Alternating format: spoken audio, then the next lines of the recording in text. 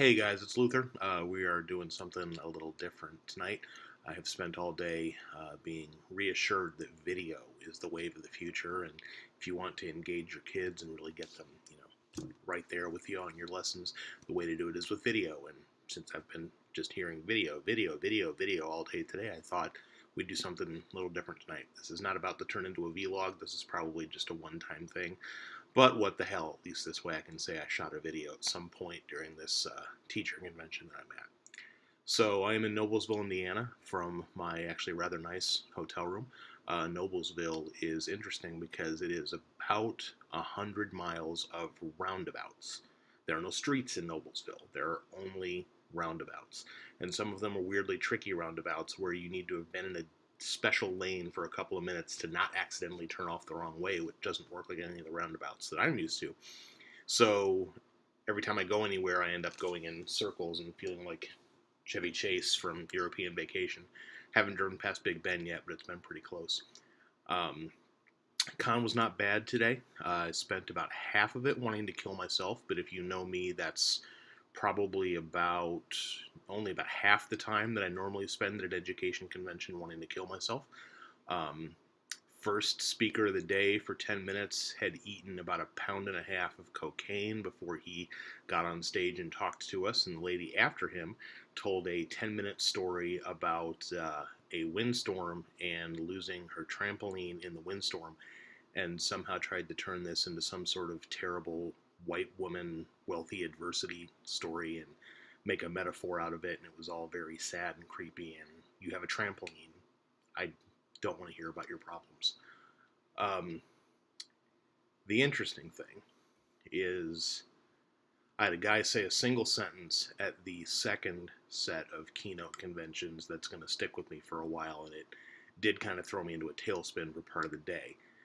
Guy made the point that if you, I don't remember exactly how he phrased it, but the gist of it's going to be good enough. If the building culture isn't set up the way you want it, then nothing else matters. Building culture has to come first in order to effectively educate kids. And he's absolutely right. There's no doubt about that at all to me.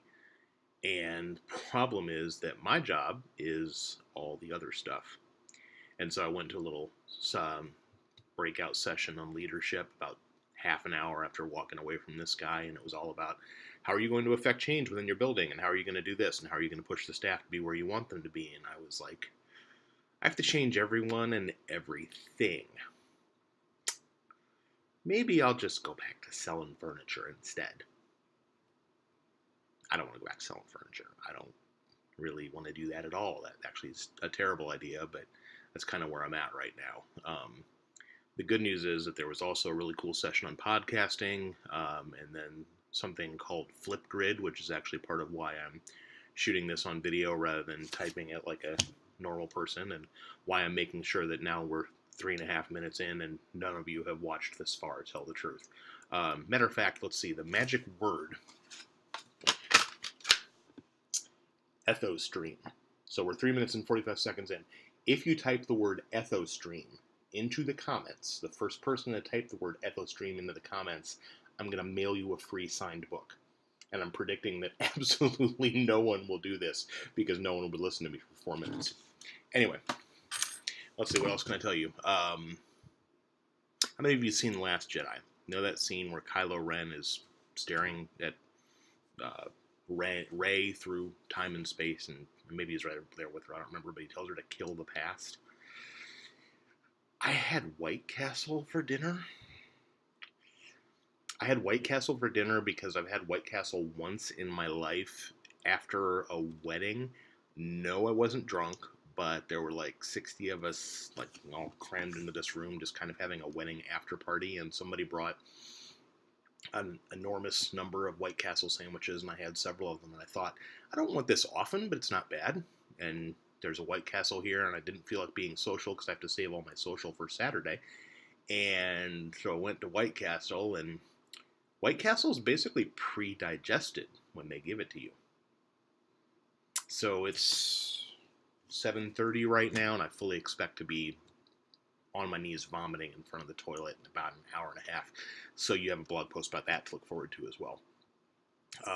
But yeah, I went out of pure nostalgia, and I should have killed the past. I'm 42. I should not be having White Castle, and I should not be driving through 10,000 miles of roundabouts to get to White Castle. But I did it anyway, and I will soon pay the price. Um, anyway, I will be at KokomoCon in 2 days. Driving from here straight to Kokomo tomorrow. Probably will not get there in time to set up, so there won't be a booth post tomorrow night unless I leave early, which is not impossible. And Saturday from 10 to 6 at the Kokomo Convention Center, which is on North 31, I think, but there's only one Kokomo Convention Center, so find it.